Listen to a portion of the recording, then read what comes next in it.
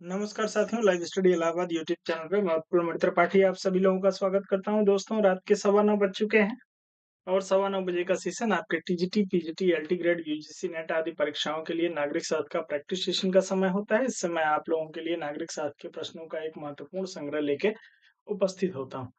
चलिए, तो दोस्तों एक बार तेजी से Kiran ji good evening, Surendra Singh ji good evening, नमस्कार। तो आप सभी लोगों को गुड इवनिंग, नमस्कार दोस्तों। 9:15 बज चुके हैं और नियमित रूप से मैं आप सभी के लिए TGT, PGT, LT grade, UGC net, MP set, BPSC के एग्जाम्स के लिए आप सभी के लिए जो है वो नागरिक शास्त्र का प्रैक्टिस सेशन लेके इस समय मैं उपस्थित होता हूँ। चलिए, साथ ही लाइव स्टडी इलाहाबाद के प्लेटफॉर्म से आप लोगों को जो है वो राजनीति शास्त्र की एक महत्वपूर्ण पुस्तक आप लोगों के लिए उपलब्ध कराई जा रही है, जो आपकी सफलता में निश्चित महत्वपूर्ण भूमिका निभाएगी। यह पुस्तक जो है आप सभी को ऑनलाइन माध्यम से मिल पाएगी। यदि हम लोग इस पुस्तक की बात करें तो आपके सिलेबस के अकॉर्डिंग, चाहे आपका टीजीटी का एग्जाम हो, पीजीटी का हो, एलटी ग्रेड हो, यूजीसी नेट हो, आपके सिलेबस के अकॉर्डिंग आपको सभी राजनीतिक सिद्धांत और सभी वाद इस पुस्तक में देखने को मिलेंगे। साथ ही प्रत्येक सिद्धांत और वाद से संबंधित उसके पक्ष और विपक्ष में जो कथन आपसे पूछे जाते हैं, उन कथनों का विशाल संग्रह आप लोगों को देखने को मिलेगा।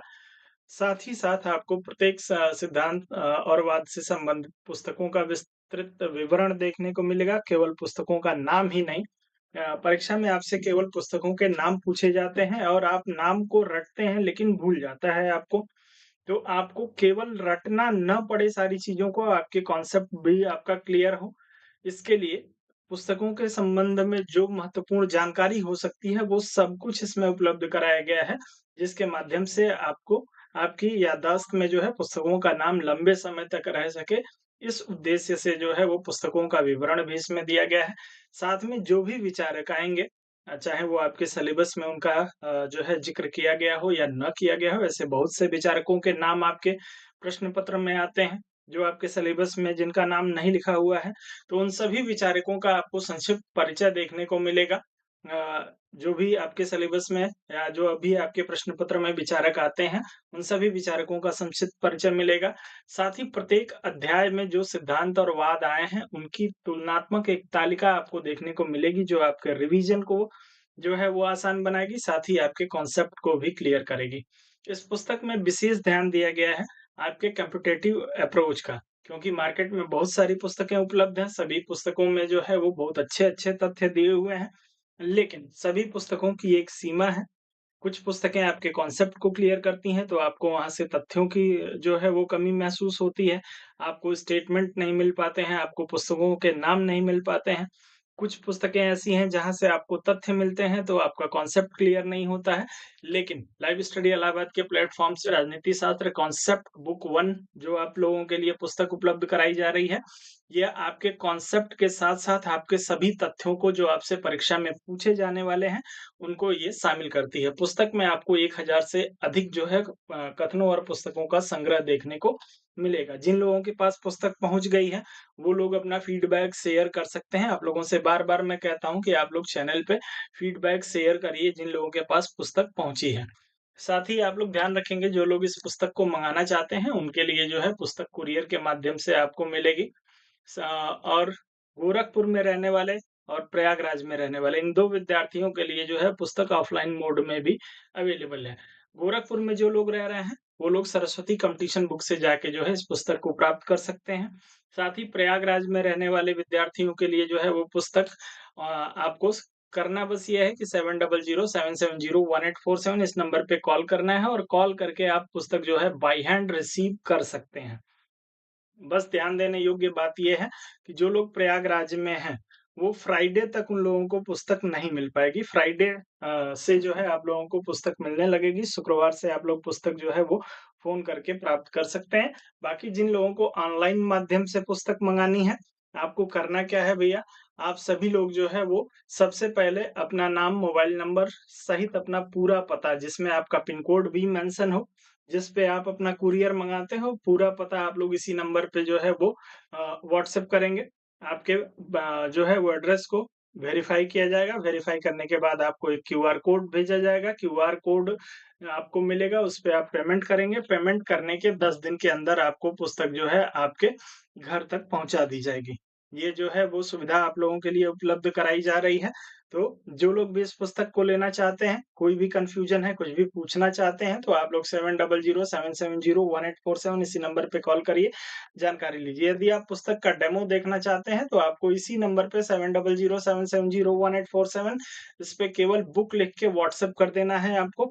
जब आप व्हाट्सएप करेंगे तो आपको जो है वो इस पुस्तक के कुछ पेजेज़ की प्रतियाँ आपको जो है वो व्हाट्सएप कर दी जाएँगी, जिसको पढ़ के, देख के आप समझ सकते हैं कि पुस्तक की भाषा शैली कैसी है, पुस्तक के कंटेंट कैसे हैं, पुस्तक आपके लिए उपयोगी है या नहीं।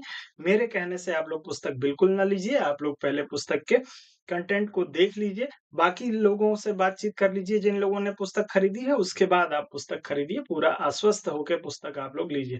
हाँ, ये है कि आपके पास कम समय है, पुस्तक लगभग जो है वो सवा 300 पेज की है और इसको पढ़ने में आपको जो है वो कम से कम 20 दिन से 25 दिन का समय लगेगा, 1 महीने का लग सकता है, कुछ लोगों को 2 महीने का समय लग सकता है।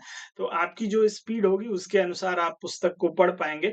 320-325 के आसपास इसमें आप लोगों को पेजेज़ देखने को मिलेंगे। तो अपने समय के अनुसार आप लोग पुस्तक यथाशीघ्र जो है वो प्राप्त कर लें। प्रयागराज वाले लोगों के लिए जो है वो थोड़ी-सी असुविधा हो रही है, तो आप लोग उसके लिए परेशान ना हों। फ्राइडे से आपको पुस्तक जो है वो बाय हैंड मिलने लगेगी। यदि आप ऑनलाइन मँगाना चाहते हैं तो आपके लिए कोई समस्या नहीं है, ऑनलाइन वालों के लिए जो है वो पुस्तक उपलब्ध है। आप लोग इस नंबर पे संपर्क करके पुस्तक को प्राप्त कर सकते हैं। सीधे चलेंगे अब आज के अपने सेशन की तरफ और आज के अपने सेशन के पहले प्रश्न को हम लोग लेंगे। सेशन का प्रश्न जो है कल हम लोग सेशन को कर रहे थे, कुछ तकनीकी समस्याओं से की वजह से जो है वो हम लोगों का सेशन बीच में ही रुक गया था। वहीं से जहाँ से हम लोगों ने सेशन को हम लोगों का सेशन ब्रेक हुआ था, वहीं से आज फिर से शुरुआत करेंगे। प्रश्न हम लोगों को दिया है कि भारत में पहली बार लोक सेवा आयोग की स्थापना जिस अधिनियम से हुई थी, वह कौन-सा था? आपको बताना है। लोक सेवा आयोग आपसे पूछा गया है, लोक सेवा आयोग की स्थापना किस अधिनियम के माध्यम से हुई है? आपको इंडियन काउंसिल एक्ट 1892 दिया है, काउंसिल एक्ट 1909 दिया है, गवर्नमेंट ऑफ इंडिया एक्ट 1919 दिया है, गवर्नमेंट ऑफ इंडिया एक्ट 1935 दिया है। किसी एक विकल्प को चुनिए और तेजी से उत्तर करने का प्रयास करेंगे आप सभी लोग। जैसा कि मैं देख पा रहा हूँ, आप सभी का उत्तर सी विकल्प के लिए आ रहा है। जो लोग इसमें गवर्नमेंट ऑफ इंडिया एक्ट 1919 की बात कर रहे हैं, उन सभी का उत्तर यहाँ पे बिल्कुल सही हो जाएगा। गवर्नमेंट ऑफ इंडिया एक्ट के माध्यम से जो है लोक सेवा आयोग का प्रावधान किया गया। 1919 के आपके एक्ट में यह परिणति इसकी होती है आपके 1926 में, 1926 में 1926 में लोक सेवा आयोग की स्थापना होती है, ध्यान रखिएगा। घोषणा होती है कब? 1919 के एक्ट में। यह मूल रूप अपने वास्तविक स्वरूप में कब आता है? 1926 में आता है। ध्यान रखेंगे कि 1926 के बाद पुनः 1935 में 1935 में जो है इसी लोक सेवा आयोग के नाम को बदल दिया गया और इसे कर दिया गया यूनियन पब्लिक सर्विस कमीशन या संघ लोक सेवा आयोग। संघ लोक सेवा आयोग, जिसे आप लोग वर्तमान में जो है यूपीएससी के नाम से जानते हैं। UPSC, union public service commission. यह नाम जो है 1935 के एक्ट में दिया गया। 1900 जो है वो 26 में जब यह स्थापित हुआ था, तो केवल इसका नाम जो है लोक सेवा आयोग था। ठीक है? तो आप लोग ध्यान रखेंगे दोनों को। स्थापना का, घोषणा का वर्ष जो है वो 1919 जो है यह घोषणा होती है इसमें। ठीक है? स्थापना होती है 1926 में। स्थापना के समय इसका नाम क्या है भैया? लोक सेवा आयोग यानी पब्लिक सर्विस कमीशन, पीएससी। 1935 में इसके नाम में जो है वो संघ शब्द को जोड़ दिया जाता है और इसका नाम क्या हो जाता है? यूपीएससी। तो आप लोग ध्यान रखेंगे, संघ लोक सेवा आयोग यदि पूछे तब 1935 का चुनाव करिएगा। गलती मत कर दीजिएगा कि 1919 या 1926 चुन लीजिएगा।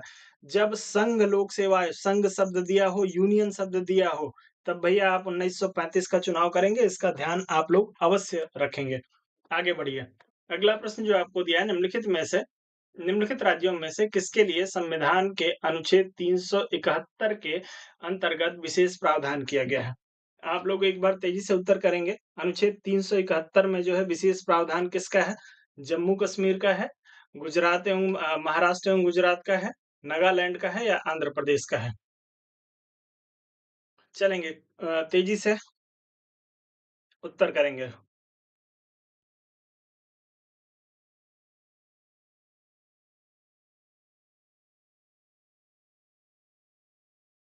चलें।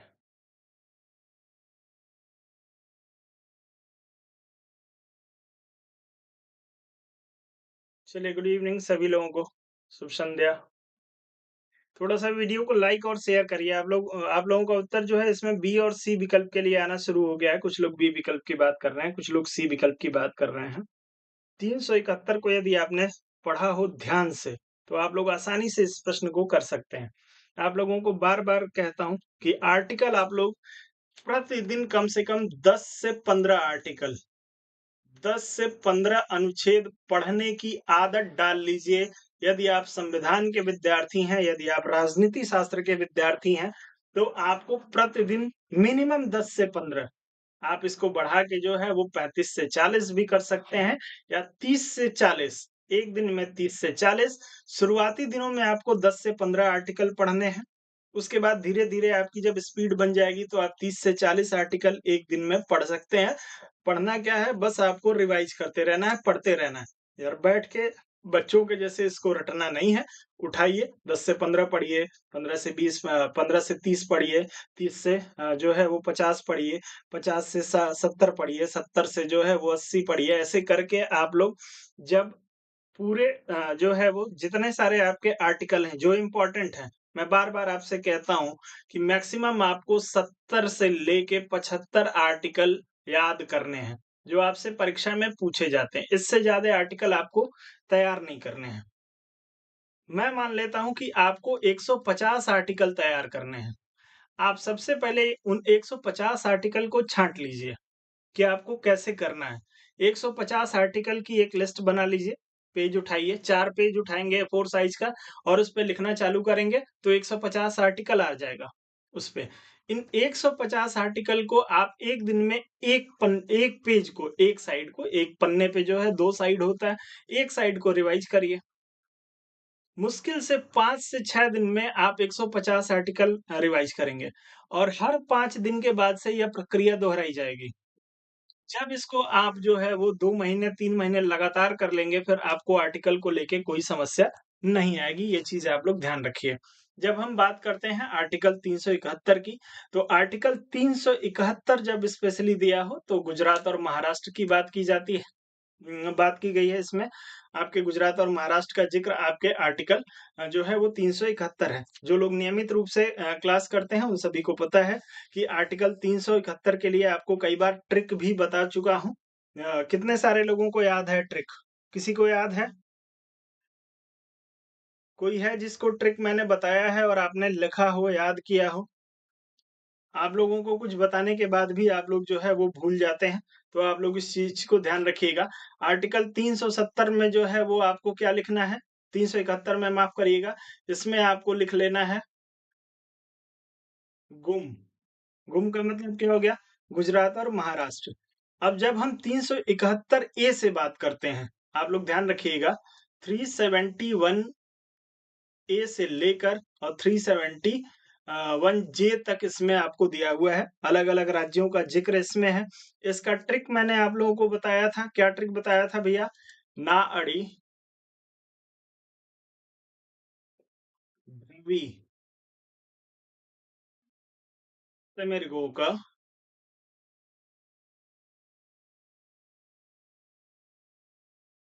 ये सारे आपके जो है वो जितने सारे स्टेट का ज़िक्र है, उन सभी के जो है वो नाम के पहले अक्षर हैं। यदि इस ट्रिक को, यदि इस कोड को यदि आप याद कर लेते हैं, 2-4 बार आप लिखेंगे, इसको डिकोड करेंगे, तो आप आसानी से जो है वो सारे राज्यों के नाम को पहचान जाएँगे। ना से मतलब क्या हो गया भैया? नागालैंड। 371 ए में जो है वो नागालैंड दिया है। 371 बी में आपको असम दिया है। 371 सी में आपको मणिपुर दिया हुआ है। आपके यदि ध्र की बात करेंगे तो 371 डी में आपको आंध्र प्रदेश दिया हुआ है। ठीक है, आंध्र प्रदेश विश्वविद्यालय दिया हुआ है। सिमर गोका की यदि हम लोग बात करेंगे तो आपका डी विश्वविद्यालय आपको ई में देखने को मिलेगा। यदि हम लोग एफ की बात करते हैं, तो ये आपको सिक्किम दिया हुआ है, मिज़ोरम दिया हुआ है, ठीक है? मिज़ोरम, गोवा और कर्नाटक, ये आपको दिए हुए हैं। क्रम से जो है आपको 371 से 371 जे तक, इसको आप आसानी से लिख के जो है वो 1 बार, 2 बार, 3 बार लिखेंगे, आप याद कर लेंगे और जो भी पूछा जाए, यदि बस 371 पूछा जाए तो 371 में आपके महाराष्ट्र और गुजरात का ज़िक्र है, बाकी 371 ए से जे तक आपको अलग-अलग राज्य दिए हुए हैं, जिसका कोड नाआड़ी, द्रविड़, सिमर, गोका है। आप लोगों को बस इसको याद कर लेना है, कहीं कोई समस्या आप लोगों को नहीं आएगी। आगे बढ़ते हैं, अगले प्रश्न पे चलेंगे। अगला दिया है भारत के संदर्भ में निम्नलिखित कथनों पर विचार करिए। पहला दिया है मुख्य चुनाव आयुक्त और अन्य चुनाव आयुक्तों को समान अधिकार प्राप्त है, परंतु मिलने वाले वेतन में असमानता है। दूसरा दिया है मुख्य चुनाव आयुक्त वही वेतन पाने का हकदार है जितना उच्चतम न्यायालय के न्यायाधीश को दिया जाता है।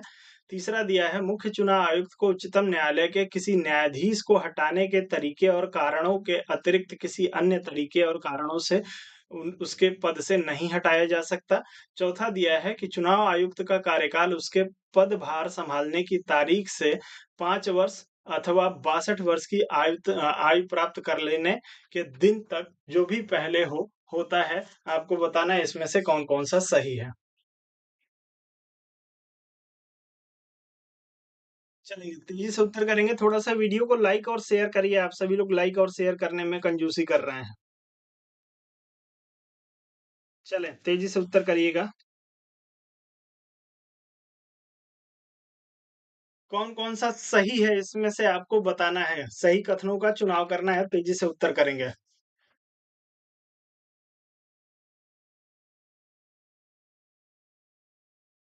चलिए तेज़ी से उत्तर करिए।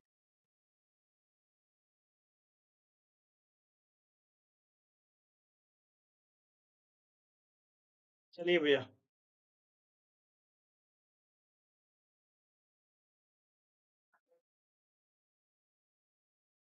बी विकल्प के लिए उत्तर आ रहा है, कृष्णा जी का उत्तर आ रहा है, सुरेंद्र जी का उत्तर आ रहा है और लोग भी उत्तर करेंगे।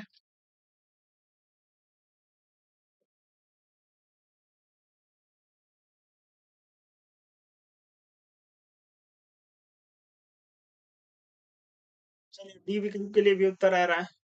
दिया है कि मुख्य चुनाव आयुक्त और अन्य चुनाव आयुक्तों को समान अधिकार प्राप्त है, परंतु मिलने वाले वेतन असमान है। भैया, जब मुख्य चुनाव आयुक्त आपका होगा और अन्य चुनाव आयुक्त होंगे, ऐसी स्थिति में सबको समान अधिकार मिले, यह तो कभी ऐसा कभी हो ही नहीं सकता है। ठीक है? तो पहला आपका जो है वो गलत हो गया। मुख्य चुनाव आयुक्त के पास जो है ज़्यादा पावर होता है और उसकी सहायता के लिए अन्य चुनाव आयुक्तों को नियुक्त किया जाता है। तो समान पावर कैसे होगा? कभी नहीं होगा। पहला विकल्प गलत। दूसरा दिया है मुख्य चुनाव आयुक्त वही वेतन पाने का हकदार है जितना उच्चतम न्यायालय के न्यायाधीश को दिया जाता है। बिल्कुल जो है, जो आपके उच्चतम न्यायालय के न्यायाधीश का वेतन है, वही जो है आपके मुख्य चुनाव आयुक्त को भी दिया जाएगा, तो दूसरा सही हो जाएगा। वहीं बात करेंगे, दिया है मुख्य चुनाव आयुक्त को उच्चतम न्यायालय के किसी न्यायाधीश को हटाने के तरीके और कारणों के अतिरिक्त अन्य किसी तरीके और कारण से उसके पद से जो है वो नहीं हटाया जा सकता है, तो बिल्कुल सही दिया है। जिस विधि से जो है वो आपके उच्चतम न्यायालय के न्यायाधीश को हटाया जाता है। किस विधि से हटाया जाता है भैया? महाभियोग नहीं लगाया जाता है, ध्यान रखिएगा, बस महाभियोग जैसी ही प्रक्रिया का उल्लेख किया गया है। महाभियोग शब्द का प्रयोग नहीं किया गया है, न्यायाधीश को हटाने के लिए महाभियोग लगाया जाता है, लेकिन चुनाव आयुक्त को हटाने के लिए वैसी ही प्रक्रिया का उल्लेख है, न कि महाभियोग का, तो ध्यान रखेंगे। तीसरा भी आपका सही हो जाएगा। चौथा दिया है चुनाव आयुक्त का कार्यकाल उसके भार संभालने की तारीख से 5 वर्ष अथवा 62 वर्ष यहाँ पे दिया है, जबकि यह आयु जो होती है वो 65 वर्ष की होती है। तो यहाँ पे 62 वर्ष दिया है, तो यह गलत हो जाएगा। तो आपके 2 व 3 केवल सही होंगे, बी विकल्प जो लोग चुन रहे हैं उनका उत्तर सही है। बाकी सारे लोग अपना उत्तर एक बार चेक कर लीजिए। अगला प्रश्न आपको दिया है कि मुख्य चुनाव आयुक्त को पदच्युत किया जा सकता है। मुख्य न्यायाधीश, सुप्रीम कोर्ट द्वारा, राष्ट्रपति द्वारा, मंत्रिमंडल के प्रस्ताव से, संसद के दोनों सदनों के 2/3 बहुमत से प्रमाणित कदाचार के आधार पर। चलिए भैया उत्तर करेंगे तेजी से आप लोग।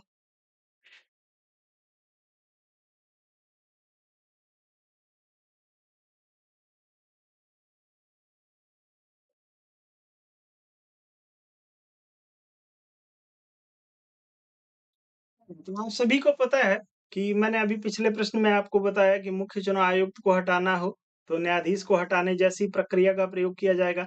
न्यायाधीश को हटाने के लिए आप सभी को पता है महाभियोग शब्द का प्रयोग किया गया है। लेकिन यहाँ पे महाभियोग जैसी प्रक्रिया है, तो क्या होगा भैया इसमें? तो आप लोग ध्यान रखेंगे कि साबित कदाचार के आधार पे या असमर्थता, 2 शब्द प्रयोग किया गया है, कदाचार या असमर्थता। समर्थ है अपने कार्यों को करने में या कोई इनके खिलाफ कदाचार जो है वो साबित होता है, तो संसद के दोनों सदन का मतलब क्या हो गया भैया? आपके लोकसभा में और आपके राज्यसभा में, दोनों में अलग-अलग 2 तिहाई बहुमत से जो है वो इस कदाचार के आधार पे प्रस्ताव को पारित करना होगा। यही प्रक्रिया जो है वो महाभियोग में भी अपनाई जाती है। बस ये है कि 14 दिन पहले जो है इसकी सूचना राष्ट्रपति को दी जाती है। एक सदन आरोप लगाता है, दूसरा सदन जाँच करता है, उसके बाद महाभियोग की प्रक्रिया संपन्न होती है। लेकिन मुख्य चुनाव आयुक्त में जो है वो कदाचार जब लगाया जाएगा, तो दोनों सदनों को जो है वो पारित करना पड़ेगा। जैसे ही दोनों सदन इसको पारित करेंगे, उसपे प्रेसिडेंट का जो है वो सिग्नेचर होगा। प्रेसिडेंट के सिग्नेचर के बाद से मुख्य चुनाव आयोग को पदच्युत कर दिया जाएगा। तो आप लोग ध्यान रखेंगे संसद के दोनों सदनों के सदस्यों के 2 तिहाई बहुमत से प्रमाणित कदाचार के आधार पे इनको हटाया जाएगा। ठीक है? तो आपका उत्तर इसमें डी विकल्प के लिए सही होगा। अगला प्रश्न आपके लिए है कि निम्न में से किसका संबंध चुनाव आयोग से नहीं है?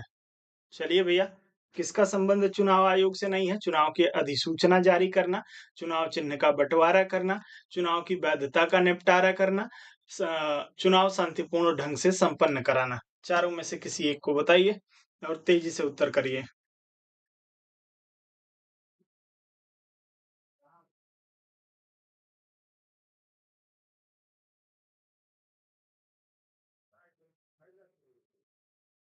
डी विकल्प के लिए टाइगर जी का उत्तर आ रहा है, ए विकल्प के लिए मायरा जी का उत्तर आ रहा है, ए विकल्प के लिए सुरेंद्र जी, रमाशंकर जी, वीके जी। चलिए बहुत बढ़िया। तो ध्यान रखेंगे हमेशा यदि आपकी लोकसभा का चुनाव है प्लस आपके राज्यसभा का यदि चुनाव है, ये चुनाव है तो भैया कौन जारी करता है अधिसूचना? राष्ट्रपति।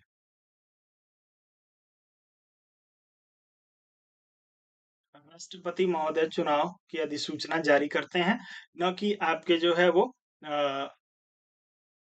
चुनाव आयोग के द्वारा। ठीक है? वहीं यदि आपके विधानसभा या विधान परिषद का चुनाव है तो संबंधित राज्य का राज्यपाल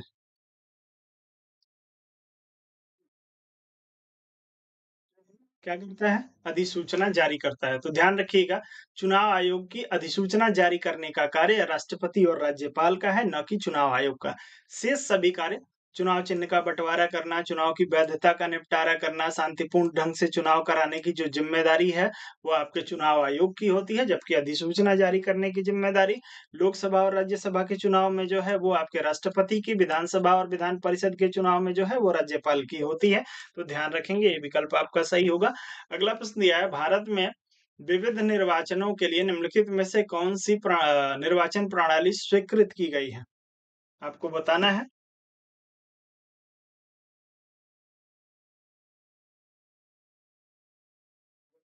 चलिए, तेजी से उत्तर करिए। आपको दिया है, पहला दिया है वयस्क मताधिकार के आधार पर प्रत्यक्ष निर्वाचन प्रणाली। दूसरा दिया है एकल संक्रमणीय मत के द्वारा आनुपातिक प्रतिनिधित्व की प्रणाली। तीसरा दिया है अनुपातिक प्रतिनिधित्व की सूची प्रणाली। चौथा दिया है अप्रत्यक्ष निर्वाचन की संचयी मतदान प्रणाली। ये सभी मतदान प्रणालियों के बारे में आपसे कई बार जिक्र कर चुका हूँ। चलिए इसमें आप लोग उत्तर तेजी से करेंगे। भारत के विविध निर्वाचनों में, चाहे लोकसभा का हो, राज्यसभा का हो, विधानसभा का हो, क्षेत्र पंचायतों का हो, उसके आधार पे आपको उत्तर करना है।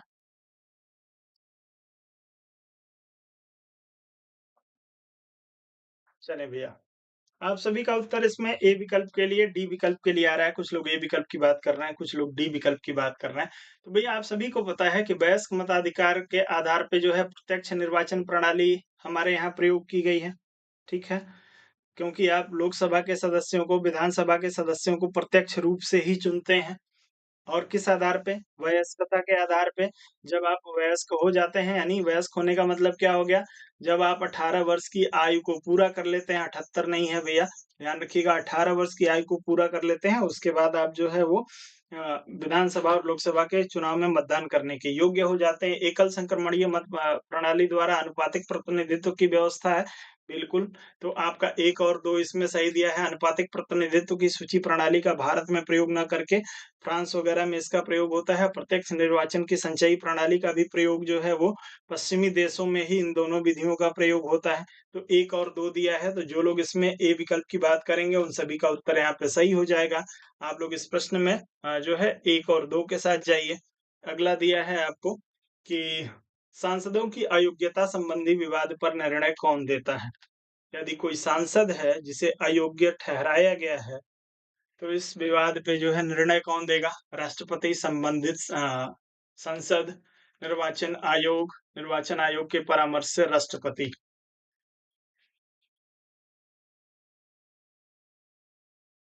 चलेंगे। अयोग्यता संबंधी विचार।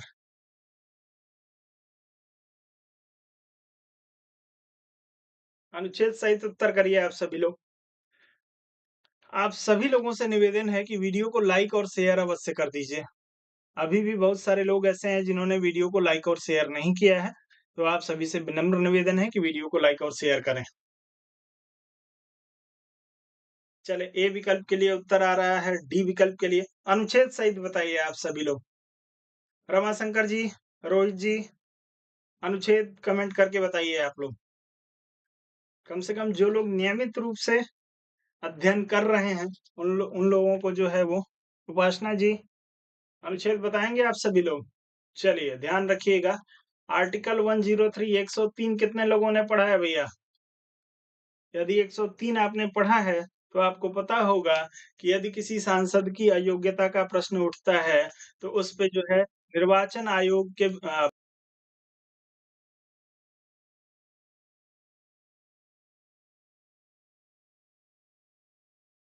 चलिए भैया, संभवतः आप सभी जो है वो दोबारा कनेक्ट हो गए होंगे।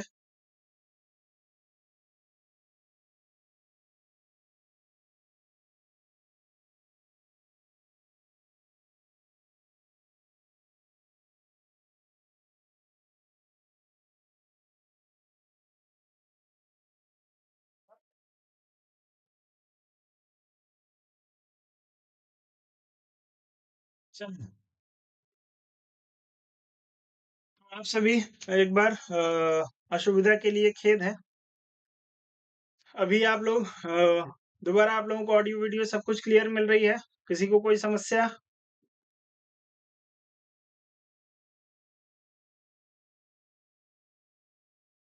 चलिए, उम्मीद है सब कुछ जो है वो क्लियर होगा। मैं बात कर रहा था योग्यता संबंधित विवाद की, तो आर्टिकल है 103, निर्वाचन आयोग के परामर्श से राष्ट्रपति जो है वो किसी को अयोग्य ठहरा सकता है या उस संबंधित विवाद का निपटारा कर सकता है। तो आपका उत्तर इसमें डी विकल्प के लिए सही होगा। अगले प्रश्न पे चलिए। अगला दिया है कि यदि किसी राज्य विधानसभा के निर्वाचन में निर्वाचित घोषित होने वाला प्रत्याशी अपनी निश्चित राशि यानी जमानत राशि खो देता है, तो इसका अर्थ है कि क्या अर्थ है भैया? पहला दिया है मतदान बहुत कम हुआ है। दूसरा दिया है कि बहुसदस्यीय निर्वाचन क्षेत्र के लिए निर्वाचन था। तीसरा दिया है निर्वाचित प्रत्याशी की अपने निकटतम प्रतिद्वंदी पर विजय बहुत कम मतों से थी। चौथा दिया है निर्वाचन लड़ने वाले प्रत्याशियों की संख्या बहुत अधिक थी। चलें भैया,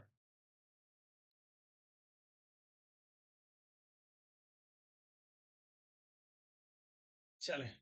तो आप सभी को पता है कि जमानत राशि जो है वो जब्त कैसे होती है? कितने लोगों को पता है?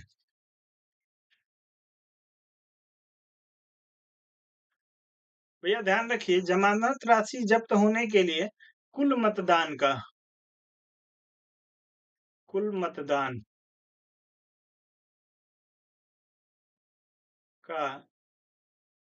यदि किसी सदस्य को न्यूनतम 1/6% 1/6% मत प्राप्त नहीं होता है। ऐसी स्थिति में क्या किया जाता है? जमानत राशि को जब्त किया जाता है।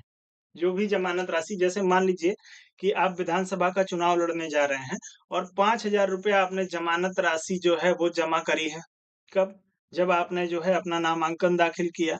यह 5,000 रुपए वापस हो जाता यदि आप 1/6 प्रतिशत मत जो है वो प्राप्त कर लेते।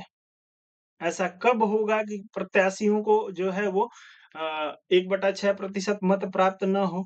जैसे मान लीजिए यदि 100 वोट है किसी निर्वाचन क्षेत्र में, 100 वोट है और यहाँ पे कुल जो है 20 प्रत्याशी चुनाव लड़ रहे हैं। जब 20 प्रत्याशी चुनाव लड़ेंगे तो किसी को भी जो है वो 1/6% मत प्राप्त नहीं होगा। ऐसी स्थिति में जो है भले ही प्रत्याशी जीत गया हो, लेकिन 1/6 प्रतिशत मत जो है उसने प्राप्त नहीं किया है, तो उसकी जमानत राशि जो है वो जब्त हो जाएगी। निर्वाचन लड़ने वाले प्रत्याशियों की बहुत अधिक संख्या हो जाने की स्थिति में ही न्यूनतम मत प्राप्त करने की संभावना जो है वो कम हो जाती है। तो आप सभी का उत्तर इसमें डी विकल्प के लिए सही होगा, जब संख्या अत्यधिक हो जाए। आगे बढ़ें। अगला प्रश्न दिया है कि न्यायालय द्वारा अपराधी घोषित किए गए व्यक्ति को चुनाव लड़ने के लिए अयोग्य करार देने का निर्णय किया गया।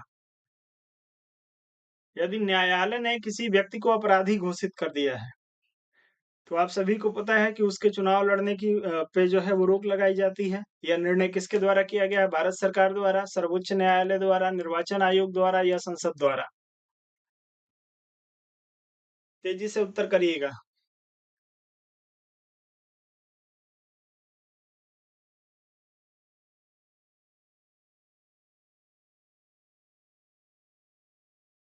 राहुल गांधी का एक मामला आया था जो काफी चर्चा में रहा था, आप सभी लोगों को पता होगा।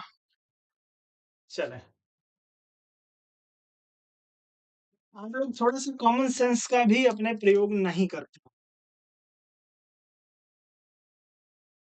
निर्वाचन संबंधी प्रावधान बनाने का कार्य किसका है? संसद का है।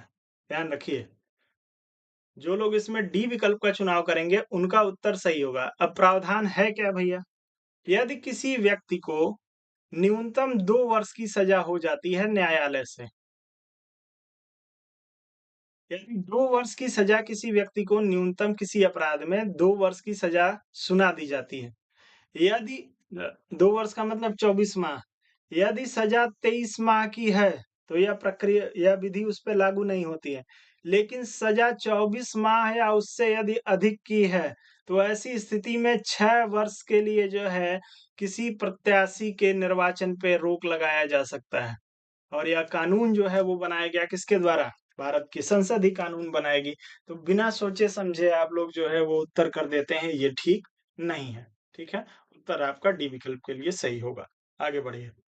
अगला दिया है कि केंद्र और राज्य की व्यवस्थापिकाओं के लिए मतदान की न्यूनतम उम्र की सीमा 21 वर्ष से घटाकर 18 वर्ष की गई।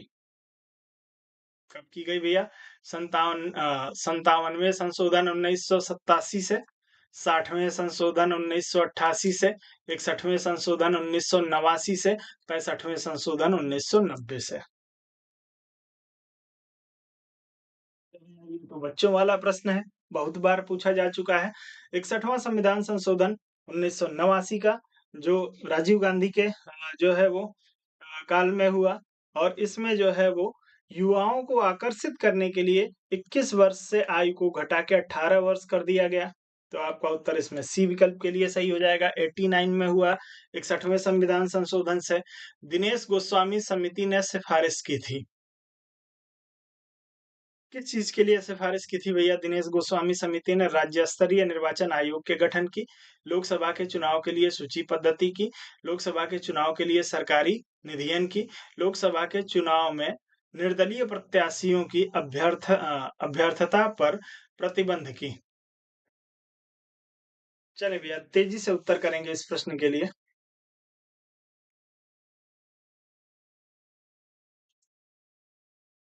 चलिए, दिनेश गोस्वामी समिति।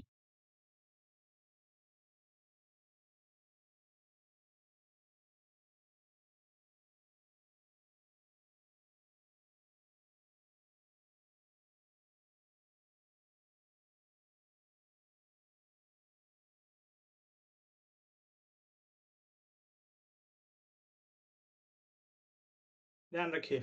दिनेश गोस्वामी समिति की यदि हम लोग बात करते हैं भैया, तो आप सभी को पता होना चाहिए कि दिनेश गोस्वामी समिति किस लिए बनी थी? तो चुनाव सुधार।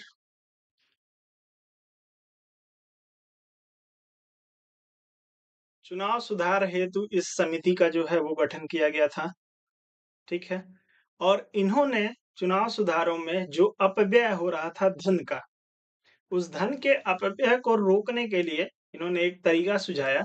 इन्होंने कहा कि लोकसभा के चुनाव में जो खर्चा होता है, उसके लिए सरकारी फंड जो है वो प्रदान किया जाए।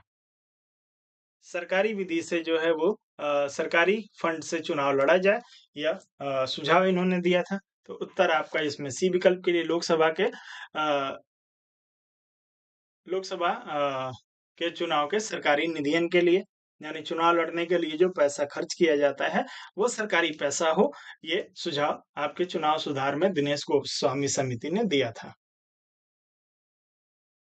जी, तो आप लोग इस प्रश्न में सी विकल्प के साथ जाइए, ना कि डी विकल्प के साथ। अगला प्रश्न ये है कि उस देश में आनुपातिक प्रतिनिधित्व आवश्यक नहीं है जहाँ आनुपातिक प्रतिनिधित्व कहाँ पे आवश्यक नहीं है?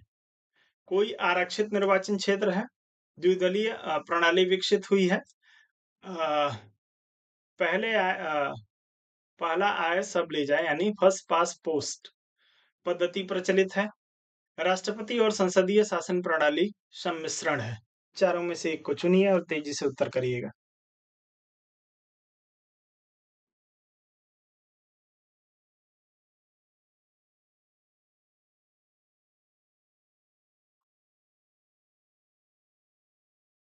चलिए भैया, आनुपातिक प्रतिनिधित्व प्रणाली आवश्यक कहाँ पे नहीं है?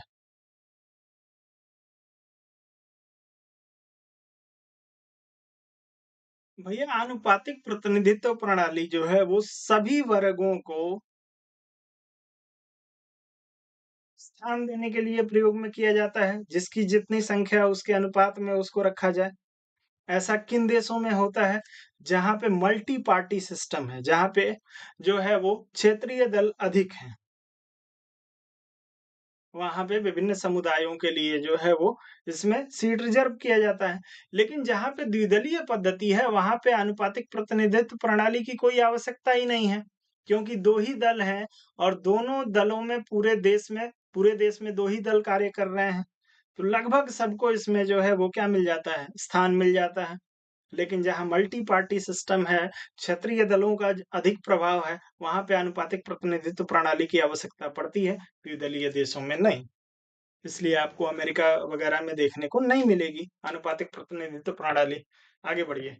अगला प्रश्न दिया है कि निर्वाचन आयोग को 3 सदस्यीय आयोग किस वर्ष से बनाया गया? आप लोगों को उत्तर करना है।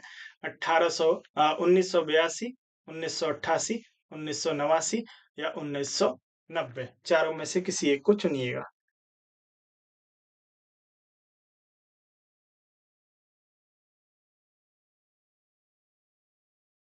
आपसे पूछा गया 3 सदस्यीय।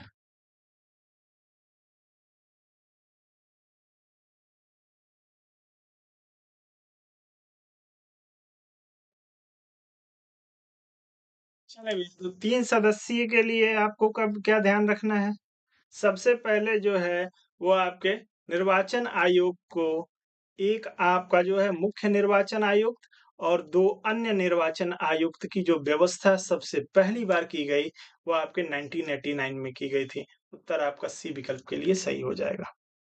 आप लोग डी विकल्प का चुनाव कदापि न करें, सी विकल्प के साथ जाएँ। हाँ, एक चीज़ ध्यान रखिएगा, पुनः इसे दोहराया गया कब? 1993 में, 1993 में।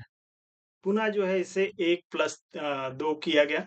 इस पे मुहर लगाई गई। इसी बात को दोहरा दिया गया 1993 में भी। तो या तो विकल्प में आपको 1989 दिया रहेगा, पहली बार किया गया। दूसरी बार इसी बात का समर्थन करके 1993 में भी जो है 3 सदस्यीय आयोग पे ही जो है मुहर लगाई गई। तो ध्यान रखना है आपको कि आपके 1989 से पहले जो है वो 3 सदस्यीय नहीं था। तो 1989 में इसे 3 सदस्यीय किया गया, फिर 1993 में इसी बात को दोहरा दिया गया, तो दोनों में से कोई एक विकल्प आपको देगा।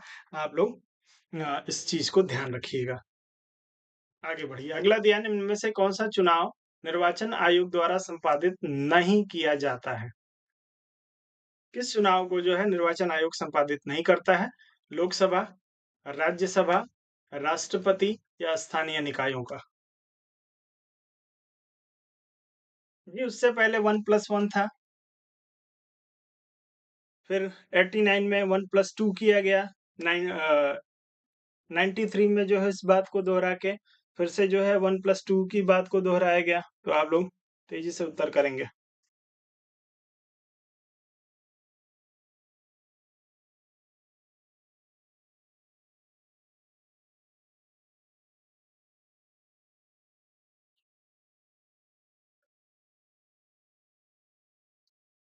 नहीं, बहुत ही बढ़िया। तो आर्टिकल 243 यदि आपने पढ़ा हो, हालाँकि इसमें जो है वो बहुत सारे क्लॉज़ हैं, ध्यान रखिएगा। 243 के से लेके आपको कहाँ तक जाना है भैया? 243 जेड ए। इसमें जो है स्थानीय निकायों यानी जो है आपके ग्राम पंचायत की बात की जाती है और आपके नगर पालिकाओं की बात की जाती है। इसके लिए जो है वो राज्य निर्वाचन आयोग का गठन किया गया। राज्य निर्वाचन आयोग यानी आपके जो ग्राम पंचायत और नगर पालिका का चुनाव है, वो किसके अंतर्गत आता है भैया? स्थानीय निकायों के अंतर्गत आता है और इसका जो निर्वाचन है, वो किसके द्वारा? राज्य निर्वाचन आयोग के द्वारा कराया जाता है, ना कि निर्वाचन आयोग के द्वारा। निर्वाचन आयोग कहने का मतलब किसकी बात की जा रही है? केंद्रीय निर्वाचन आयोग की। और जब राज्य निर्वाचन आयोग लग गया, तो एक किसी विशेष राज्य के निर्वाचन आयोग की बात की जा रही है। ठीक है? तो उत्तर आपका इसमें डी विकल्प के लिए लोकसभा, राज्यसभा और राष्ट्रपति का चुनाव जो है वो आपका निर्वाचन आयोग ही कराता है। केंद्रीय निर्वाचन आयोग। आगे बढ़िए। अगला ध्यान निम्नलिखित में से कौन-सा नेशनल वोटर्स डे है?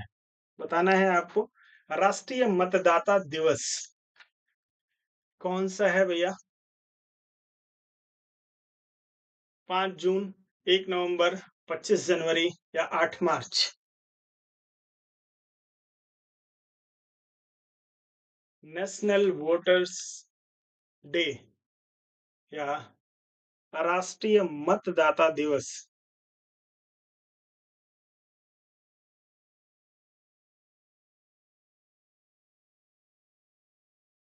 चलिए भैया, तो 25 जनवरी को ही जो है आपके निर्वाचन आयोग की स्थापना होती है, आप सभी को पता है। और वर्ष 2011 से जो है ये नेशनल वोटर्स डे आपको मनाया जाता है। ठीक है, तो ध्यान रखिएगा कि युवाओं की भागीदारी को बढ़ाने के उद्देश्य से जो है, वो आपके 25 जनवरी को नेशनल वोटर्स डे के रूप में मनाया जाता है। कब से? वर्ष 2011 से। 2011 के पहले नहीं मनाया जा रहा था।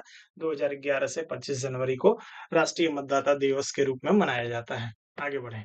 अगला दिया है कि भारत में कोई भी राजनीतिक दल राष्ट्रीय दल के रूप में मान्यता प्राप्त कर सकता है, यदि वह राज्य स्तर का दल है, कम से कम, ध्यान रखना है, राज्य स्तर का दल है, कम से कम जो है वो 3 राज्यों में, 4 राज्यों में, 5 राज्यों में या 7 राज्यों में। किसी पार्टी को जो है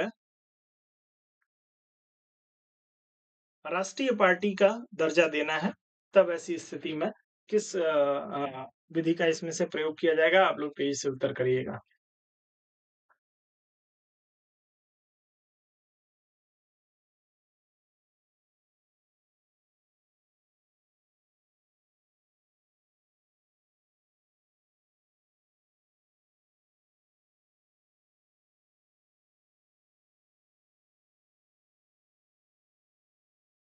चलें,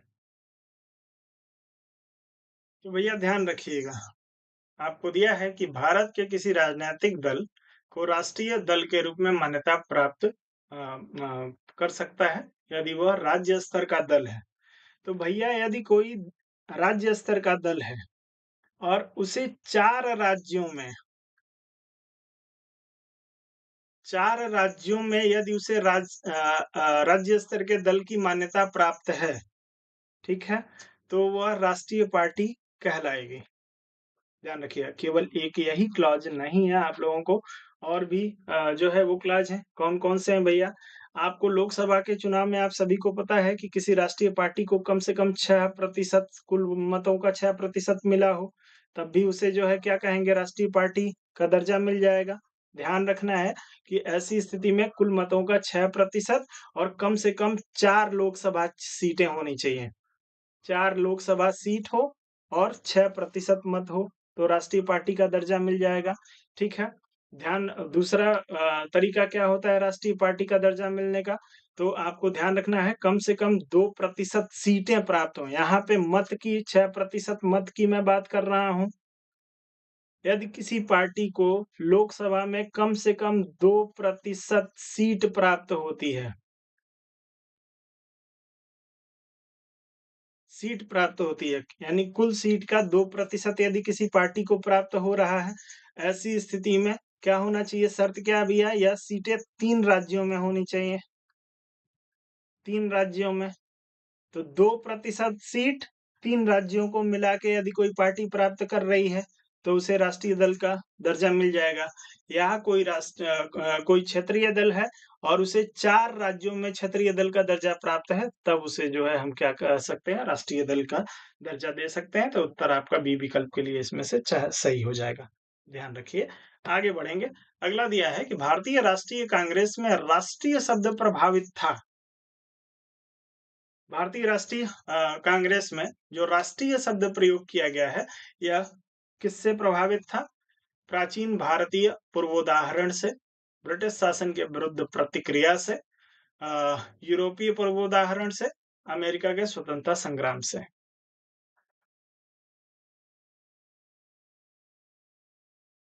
चलेंगे भैया, राष्ट्रीय शब्द किस चीज से प्रभावित था? क्या जो भारतीय राष्ट्रीय कांग्रेस का थिंक टैंक था, उसने इसको नाम क्यों भारतीय राष्ट्रीय कांग्रेस दिया? क्यों भारतीय कांग्रेस भी दे सकते थे? लेकिन राष्ट्रीय शब्द का प्रयोग करने का औचित्य क्या था?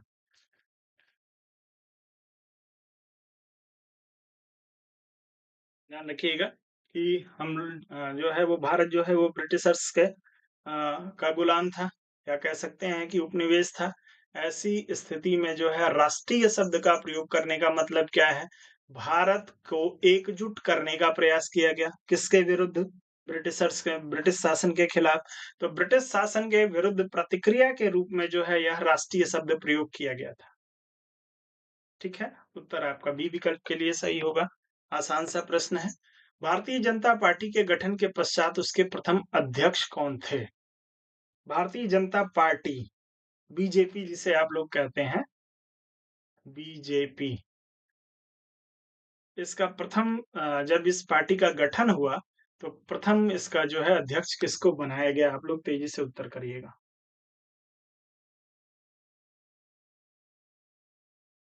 ईयर सहित संभव हो तो आप लोग उत्तर करेंगे।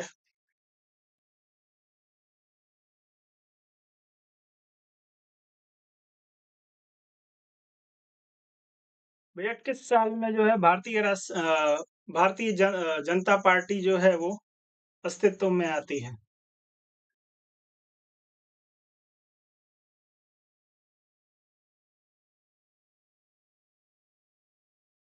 चलिए, सब लोग अटल जी की बात कर रहे हैं, ईयर किसी को याद नहीं है, बस आधा-अधूरा आप लोगों ने रट लिया है। कोई बात नहीं, ध्यान रखिएगा। बीजेपी अस्तित्व में आती है 6 अप्रैल 1980 को। इसके पूर्व जो है जनता दल के नाम से जानी जाती थी यह पार्टी। 6 अप्रैल 1980 को जो है इसके नाम को यह पार्टी अलग होती है और एक नए नाम से जो है वो अस्तित्व में आती है, जिसे कहा गया क्या? भारतीय जनता पार्टी या बीजेपी। जब बीजेपी का गठन होता है 6 अप्रैल 1980 को, तो पहली बार इनके अध्यक्ष के रूप में आपके अटल बिहारी वाजपेयी को जो है वो सुशोभित किया जाता है। तो ध्यान रखना है, अटल बिहारी वाजपेयी भारतीय जनता पार्टी के पहले अध्यक्ष हैं। अप्रैल 1980 में जो है इन्होंने अध्यक्षता की थी। जी, जनसंघ के नाम से या जनता दल कह सकते हैं। चलिए, इंडिपेंडेंट लेबर पार्टी का संस्थापक कौन था?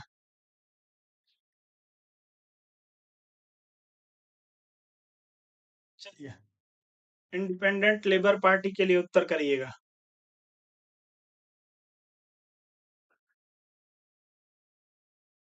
चलिए मनोज जी, गुड इवनिंग।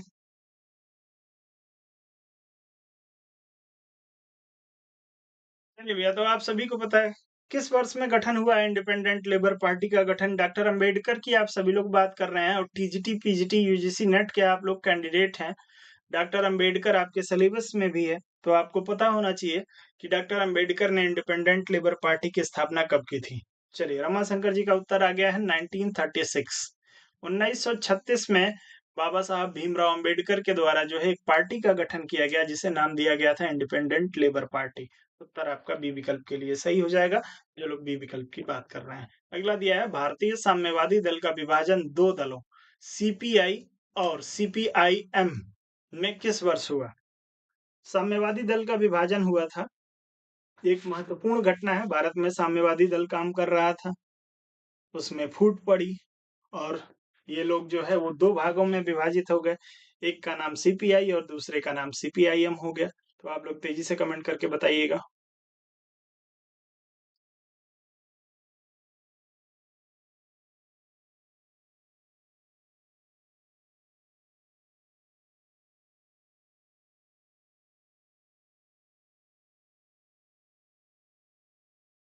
चलिए, तो आपको एक छोटी सी यात्रा याद होनी चाहिए।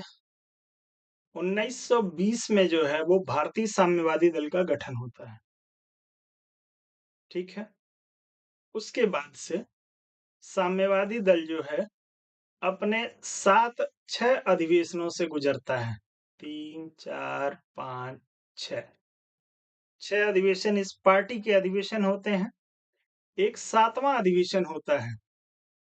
कब होता है भैया? आपके अक्टूबर 1964 में। कौन सा अधिवेशन भैया? 7वां अधिवेशन। किस स्थान पे होता है? स्थान भी आपसे पूछा जा सकता है कि 7वां अधिवेशन कहाँ पे हुआ था? तो भैया तत्कालीन कलकत्ता में यह अधिवेशन हुआ था, 7वां अधिवेशन। और इस अधिवेशन में जो है साम्यवादी दल दो भागों में बंटती है। किसमें किसमें भैया? सीपीआई और सीपीआईएम। ठीक है, तो आप लोग इसको communist party of India, communist party of India Marxist के नाम से इसको जो है वो जाना जाता है, दूसरा दल जो अस्तित्व में आता है। तो आप लोग इसको जरूर ध्यान रखेंगे। 1964 जो लोग चुन रहे होंगे उन सभी का उत्तर सही हो जाएगा। अस्तित्व में कब आई थी कम्युनिस्ट पार्टी? 1920 में। उत्तर आप सभी का जो होगा इसमें वो बी विकल्प के लिए सही हो जाएगा। आप लोग बी विकल्प के साथ जाइए। अगला दिया है, भारत में स्थायी दलीय व्यवस्था नहीं है। ठीक है, अत्यधिक संख्या में राजनीतिक दल हैं।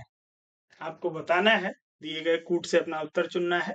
ए तथा आर दोनों सही है, ए आर की सही व्याख्या करता है। दूसरा दिया है, ए तथा आर दोनों सही हैं, ए आर की सही व्याख्या नहीं है।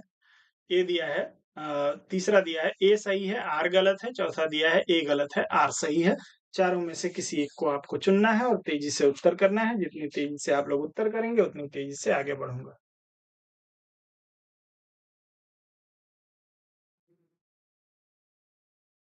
चलो भैया,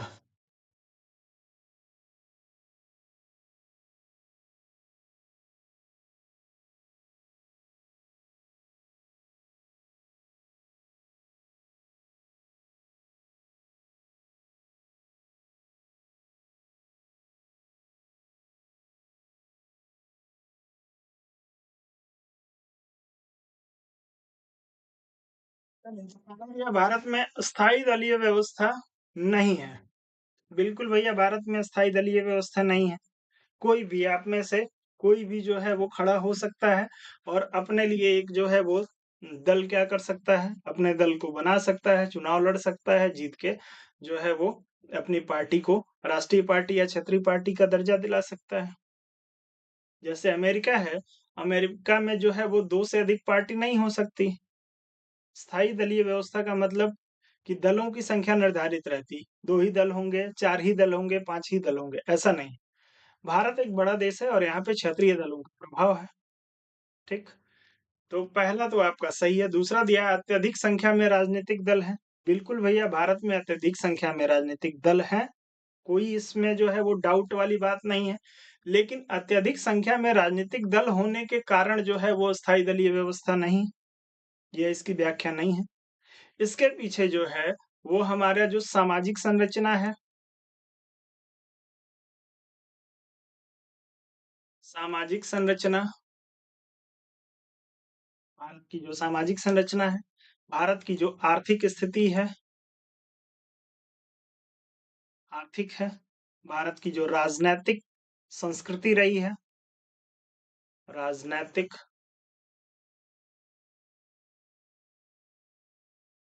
संस्कृति रही है, ये सभी जिम्मेदार हैं, जिसकी वजह से जो है अस्थायी दलीय व्यवस्था नहीं पनप पाई।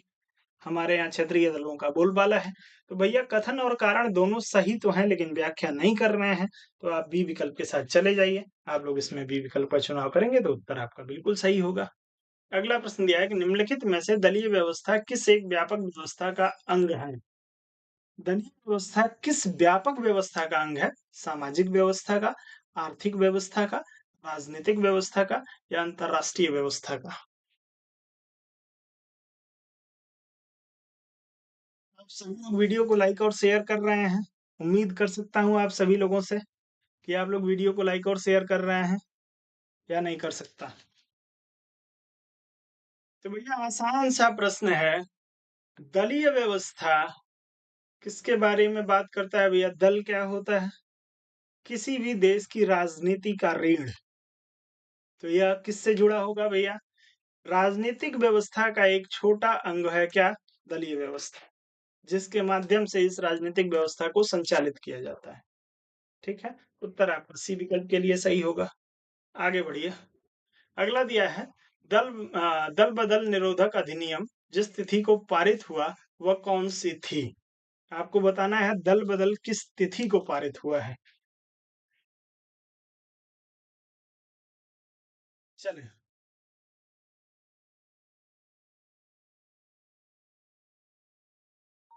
इस उत्तर करिएगा।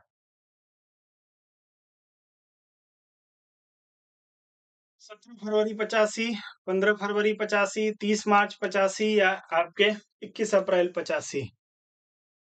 दल बदल अ, निरोधक अधिनियम आप सभी को पता है, 52वां संविधान संशोधन आप सभी ने पढ़ा होगा, लेकिन डेट आपने याद नहीं किया होगा या डेट पे कभी ध्यान नहीं दिया होगा और वहीं से प्रश्न पूछ लिया।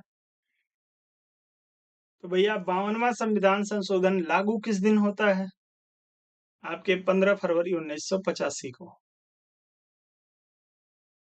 15 फरवरी 1985 को जो है वो आपके दल दल बदल निरोधक अधिनियम को जो है वो लागू किया जाता है भारत में, या पारित किया जाता है। तो आप लोग ध्यान रखेंगे बी विकल्प आपका जो होगा इसमें बिल्कुल सही हो जाएगा। और एक और चीज यहीं से ध्यान रखिएगा, एक प्रश्न आपसे पूछा जाता है कि भारत में राजनीतिक दलों को, राजनैतिक दलों को संवैधानिक मान्यता कब मिलती है? राजनीतिक दलों को यदि आपसे पूछ ले, चूंकि ये 52वें संविधान संशोधन से ही संबंधित है, तो आप लोग ध्यान रखिएगा, यदि आपसे पूछे कि भारत में राजनीतिक दलों को संवैधानिक मान्यता कब मिलती है, तो भैया 52वां संविधान संशोधन कहता है कि कोई भी सदस्य जो है वो किसी पार्टी को छोड़ के दूसरी पार्टी में नहीं जा सकता है। छोड़ के जाना है तो चुनाव से पहले जाइए, चुनाव के बाद नहीं, अपने राजनीतिक लाभ के लिए। इसके लिए जो है वो राजनीतिक दलों को 52वें संविधान संशोधन के माध्यम से ही क्या किया गया? संवैधानिक दल का दर्जा दिया गया, संवैधानिक दल मिल गया। ठीक है, राजनीतिक दलों की संवैधानिक स्थिति मजबूत होती है 15 फरवरी 1985 से ही, 92वें संविधान संशोधन से। तो ध्यान रखिएगा, यदि प्रश्न पूछा जाता है कि भारत में राजनीतिक दलों को संवैधानिक मान्यता कब से मिलती है, 1985 से। किस संविधान संशोधन से मिलती है? 52वें संविधान संशोधन से। ध्यान रखना चाहिए आपको। आगे बढ़ते हैं। अगला दिया है, राजनीतिक दलों को संवैधानिक मान्यता प्रथम बार मिली थी। तो आपको उत्तर में प्रश्न आ ही गया।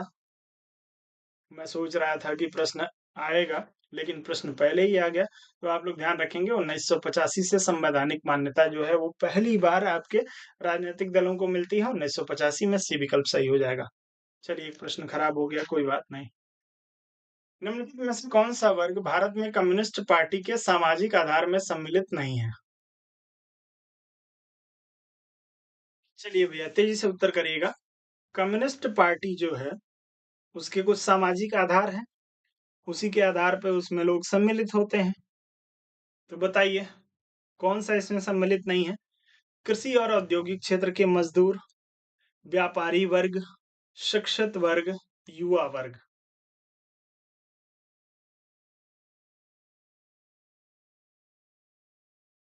चलें,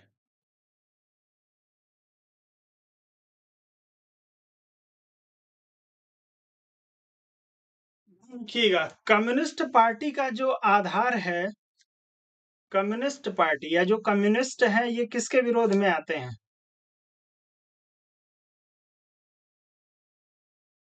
पूंजीवाद के, कैपिटलिज्म के।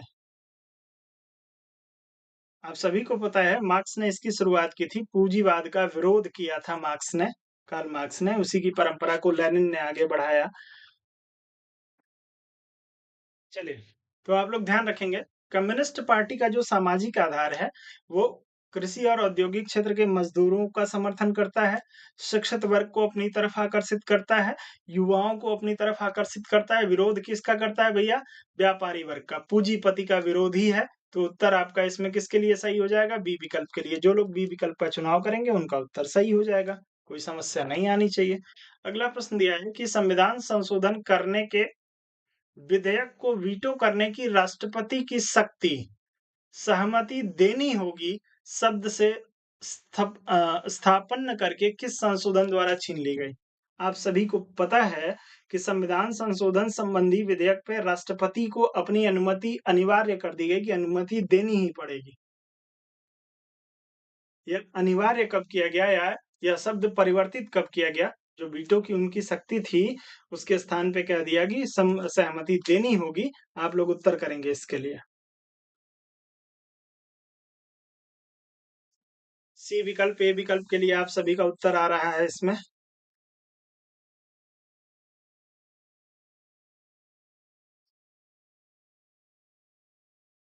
ध्यान रखिएगा भैया, कौन सा संशोधन?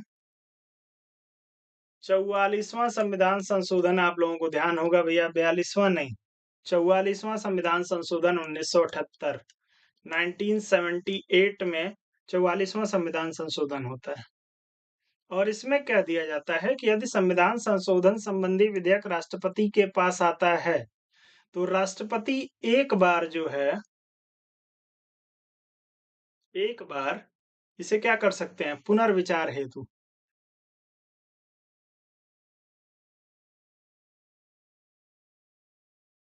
पुनर्विचार हेतु जो है वो लौटा सकते हैं। लेकिन जब यह विधेयक पुनर्विचार करके वापस आएगा, ऐसी स्थिति में राष्ट्रपति अपने वीटो का प्रयोग नहीं कर सकते। इनको क्या करनी होगी? सहमति देनी होगी। सहमति देनी आवश्यक हो गई। ठीक है, तो आपको कौन सा भैया संविधान संशोधन आना चाहिए? 44वां संविधान संशोधन। ये विकल्प आपका जो होगा इसमें सही हो जाएगा। आप लोग 42वां की कैसे बात कर सकते हैं? चलिए, वीटो करने की शक्ति, अ, राष्ट्रपति की शक्ति, सहमति देनी होगी शब्द जोड़ा गया था किसमें? पुनर्विचार के बाद सहमति देना ही होगा आवश्यक रूप से 44वें संविधान संशोधन में कहा गया। आगे बढ़िए। अगला प्रश्न दिया है कि निम्न विधेयक में से किस एक का भारतीय संसद के दोनों सदनों द्वारा अलग-अलग विशेष बहुमत से पारित होना आवश्यक है? इसमें 2 चीज़ है। सबसे पहले तो आप लोग बताएँगे कि ये विशेष बहुमत क्या होता है? प्रश्न का उत्तर करने के साथ ही आप लोग बताइए कि विशेष बहुमत क्या होता है?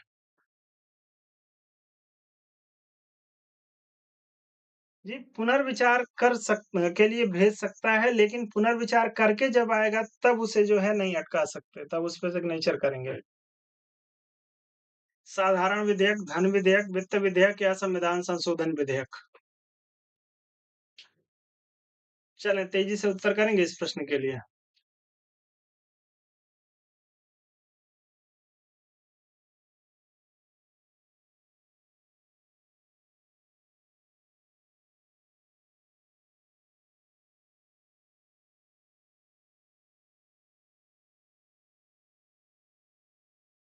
चलें भैया।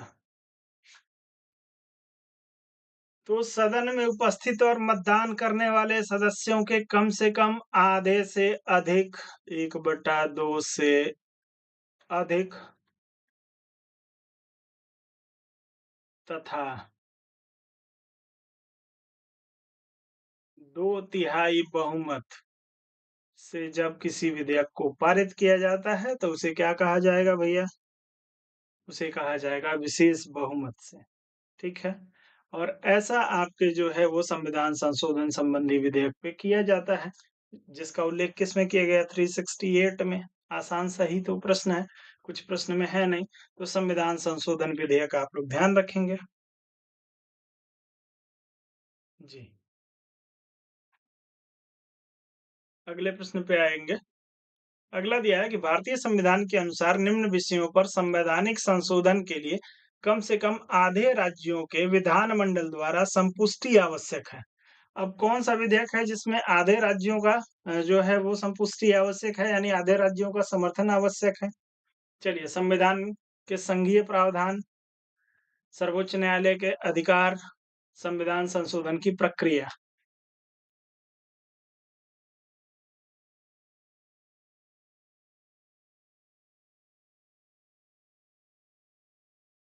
भैया तो मैं भी तो वही कह रहा हूँ कि 2/3 बहुमत होना चाहिए।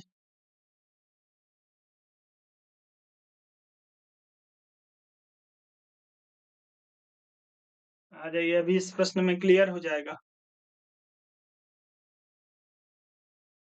अब देखिए, चलिए ए विकल्प के लिए 1, 2, 3 के लिए आप सभी का उत्तर आ रहा है। चलिए बहुत अच्छी बात है। तो यदि आपको संविधान का जो संघीय प्रावधान है इसमें परिवर्तन करना है, सर्वोच्च न्यायालय के जो अधिकार हैं उनके अधिकारों को यदि परिवर्तित करना है, संविधान में संशोधन की जो प्रक्रिया जिसका उल्लेख 368 में किया गया है, इसमें यदि आपको परिवर्तन करना है तो क्या करना पड़ेगा भैया? आधे से अधिक यानी 1/2 से अधिक राज्य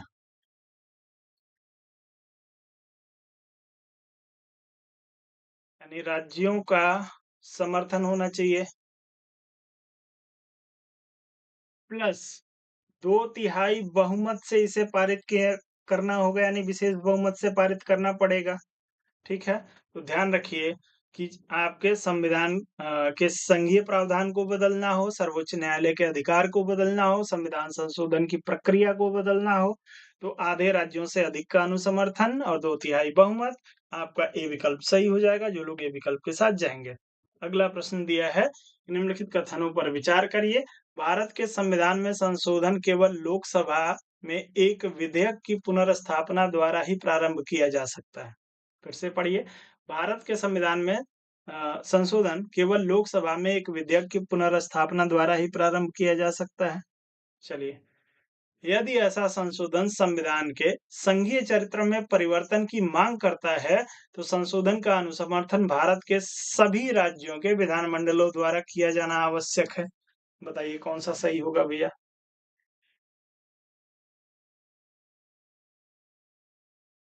ए विकल्प के लिए उत्तर आ रहा है, कुछ लोग डी विकल्प के लिए उत्तर चुन रहे हैं। सभी लोग उत्तर करिए और थोड़ा लाइक और शेयर करने पे भी ध्यान दीजिए भैया।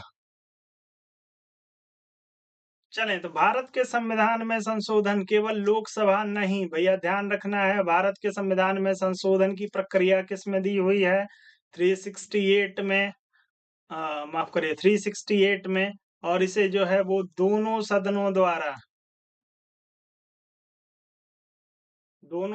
द्वारा जो है वो पारित करना आवश्यक होता है। किसी भी विधेयक की शुरुआत किसी भी सदन में किसी भी सदन में हो सकती है धन विधेयक को छोड़ के। और कोई भी विधेयक है, तो उसे लोकसभा या राज्यसभा किसी में जो है वो शुरू किया जा सकता है। इसमें कहा गया है कि केवल लोकसभा में ही शुरू किया जाएगा, तो पहला तो गलत हो गया। दूसरे में कहा गया है कि यदि ऐसा संशोधन संघीय चरित्र में परिवर्तन की मांग करता है, तो संशोधन का अनुसमर्थन भारत के सभी राज्यों। भैया नहीं, मैंने आपको बताया कि संघीय चरित्र में परिवर्तन करना है, तो आपको 1/2 से अधिक यानी आधे से अधिक राज्य प्लस 2 तिहाई बहुमत से किया जाएगा। यहाँ पे सभी राज्यों की बात की जाएगी, तो ये भी जो है गलत हो जाएगा। तो ना तो 1 सही है, ना तो 2 सही है। आगे बढ़िए।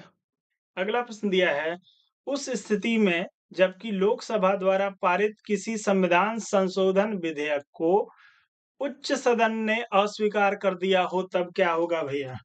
मान लीजिए कि कोई संविधान संशोधन विधेयक है, जिसे लोकसभा ने जो है क्या कर दिया है, पास कर दिया है। और अब राज्यसभा जो है, इसे क्या करता है? फेल कर देता है या इसे पारित नहीं करता है। तब क्या होगा? विधेयक अंतिम रूप से समाप्त हो जाएगा। विधेयक पर विचार करने और उसे पारित करने के लिए दोनों सदनों की जो है संयुक्त बैठक बुलाई जा सकती है। यदि लोकसभा विधेयक को पुनः 2/3 बहुमत से पारित कर देता है, तो विधेयक को दोनों सदनों द्वारा पारित मान लिया जाएगा। उच्च सदन द्वारा विधेयक को अस्वीकार करने पर भी संशोधन विधेयक दोनों सदनों द्वारा पारित मान लिया जाएगा।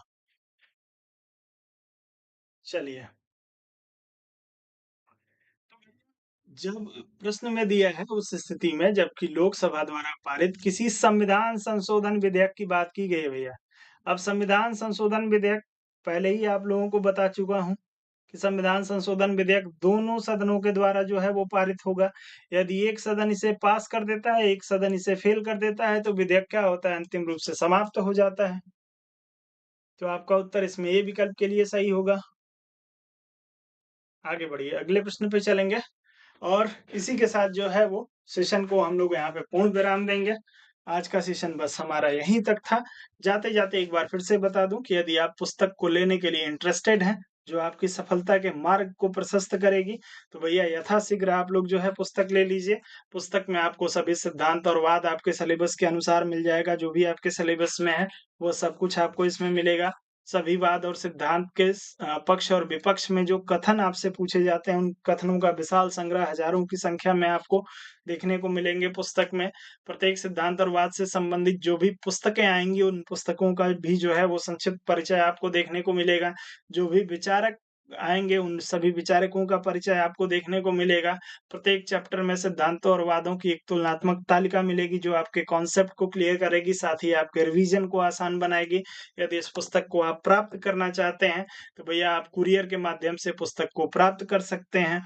प्रयागराज और गोरखपुर के विद्यार्थी जो है वो बिना कुरियर के भी जो है बाय हैंड पुस्तक को प्राप्त कर सकते हैं। गोरखपुर में जो लोग रहते हैं, वो कचहरी बस स्टैंड पे सरस्वती कॉम्पिटिशन बुक के नाम से दुकान है, आप लोग वहाँ पे चले जाइए। हमारे ऑथराइज़्ड डीलर हैं, वहाँ से आप लोग पुस्तक प्राप्त कर सकते हैं। जो लोग प्रयागराज में रहते हैं, वो लोग सीधे मुझे कॉल कर सकते हैं 7007701847। शुक्रवार से प्रयागराज में आप लोगों को पुस्तक शुक्रवार तक पुस्तक प्रयागराज में डिलीवर नहीं हो पाएगी। शुक्रवार से आप लोगों को पुस्तक जो है वो प्रयागराज में बाय हैंड भी मिलने लगेगी। जो लोग कुरियर के माध्यम से मंगाना चाहते हैं, उनके लिए पोर्टल जो है ओपन है। आप लोग पेमेंट करिए और अपनी पुस्तक मंगा सकते हैं।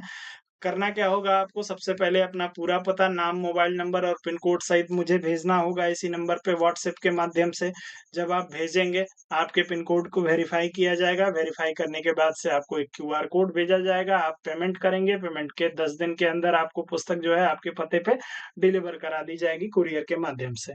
यदि आप पुस्तक का डेमो देखना चाहते हैं, तो आप इसी नंबर पे 7007701847 इसी नंबर पे बुक लिख के जो है एक बार सेंड कर दीजिए, व्हाट्सएप कर दीजिए। जब आप व्हाट्सएप करेंगे उसके बाद आपको पुस्तक के कुछ पेजों को जो है आपके लिए आपको उपलब्ध करा दिया जाएगा पीडीएफ के फॉर्मेट में। आप उसको देखेंगे, उसको पढ़ेंगे। यदि आपको पुस्तक की भाषा समझ में आती है, पुस्तक के कंटेंट समझ में आते हैं, तो आप पुस्तक को परचेज़ करिए, अन्यथा ना करिए।